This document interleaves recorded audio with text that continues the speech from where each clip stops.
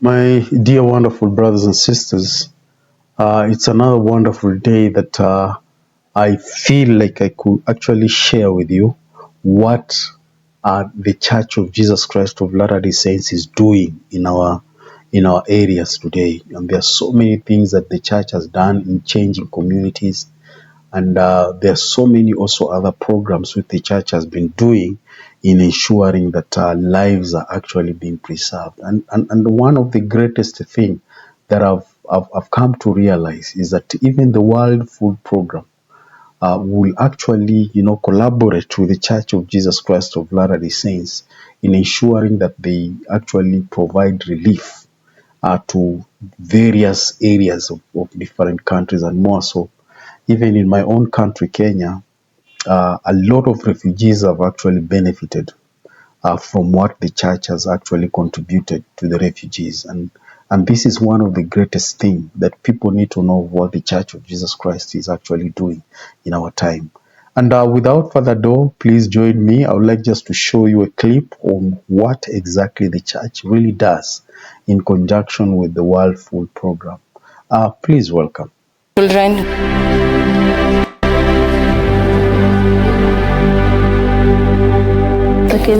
My name is Habiba Isaac. We came from Somalia by foot, and we had a donkey cart for carrying the smaller kids. We spent 15 nights on the road just to get to this place. A woman who had little to hope for is now getting support and food in her new situation in Kenya's refugee community, thanks to the work of multiple humanitarian agencies, including the United Nations World Food Program, or WFP. My situation is good. I'm very happy because I was able to receive food in a short period. She is now settled safely in a community with thousands of people like her, who fled poverty, hunger, and other life-threatening challenges. Each of these 3 refugee camps in Dadaab is designed to accommodate 50,000 refugees. Each camp now has double that number. The process to receive food is secure and orderly. The person who's in front of you is the same person who's appearing in the photo. Each refugee registers for assistance and provides basic data. They go through a biometric screening. They obtain identification to present at the beginning of each month when they line up to receive their family's rations. The WFP distributes cereals and carbohydrates, maize, sorghum, rice, and sometimes wheat, pulses and proteins, yellow split peas or beans, and vegetable oil. In addition to this, each registered refugee receives a cash transfer, currently about $7 each month. This food is provided by the World Food Program, thanks to the support of donors like the Church of Jesus Christ of Latter-day Saints. The WFP helps people throughout the world. Nourishment protects families and keeps them together. It's important for me to go and collect food because that is what my family relies on. I have come from Somalia because of conflict and because of drought, especially now it's even worse. I would want a place that is stable, that is peace for me and my grandchildren and also my children. My name is Hassan Ali Isse. I came from Kismayo, Somalia. What motivates me is because there is food available that we as refugees can be able to go and collect. It kind of helps us to top up what we would otherwise not have had. Mohammed also came from Somalia. His mother is blind and his father is disabled with several health challenges. He has goals that can change the course of his life. Because of my wish to become a doctor is because I would want to give back to my community and do something meaningful. The food we receive helps us in some ways, especially the oil we get from the food distribution centers really help us to sustain our cooking in the family. Relief workers face a growing challenge of more refugees, rising food costs, and 5 straight years of drought in the Horn of Africa. But they do not hesitate to respond. this is life-saving. They have nowhere else to turn for food or for security than in these camps. When people come here and they see the camps for the first time, there's a bit of shock, right, in terms of the situation that individuals and families are living in. But then if you take the time to sit down and speak with some of the mothers, speak with some of the children, play with some of the children around, you see that, again, the circumstances might be different, but they are just like you and I. I'm able to go to the refugee camps and ensure that the refugees are receiving their food entitlement in a more dignified and safe manner, to just make sure I'm putting a smile on their face. Relief workers want continued progress in the camp. They say they dream of peace in the former countries of the refugees, a better outcome for all, especially those who have so much valuable time ahead. The hope that parents have to give their children a better future, that is something that is universal.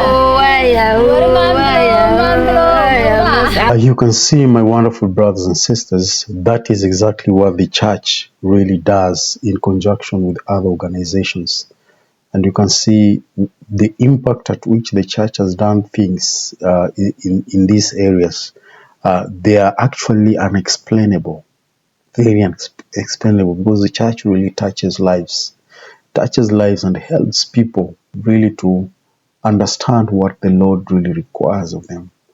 And this is one of the most magnificent things that the church has been able to touch lives in these parts of the world, that people are actually assisted.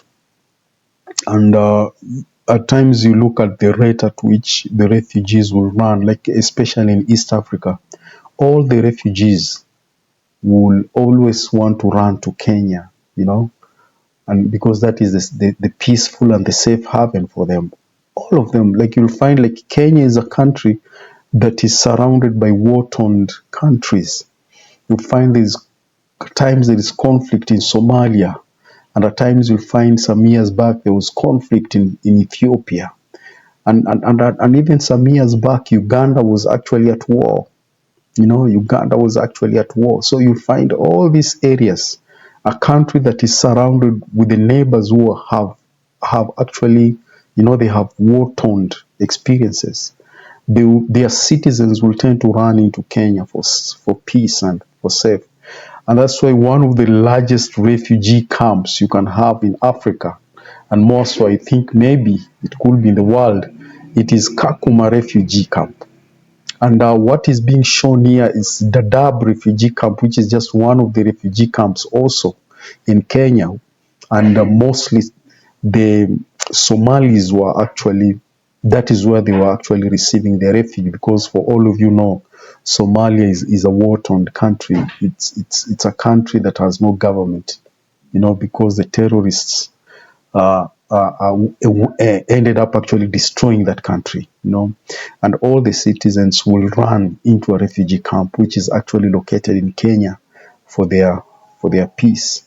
And that is whereby you find organizations like the World Food Program, which is actually being also funded by the Church of Jesus Christ of Latter-day Saints, that it is there to ensure that these refugees, when they are there, how are they going to be taken care of in terms of their health, in terms of their food, in terms of their upkeep.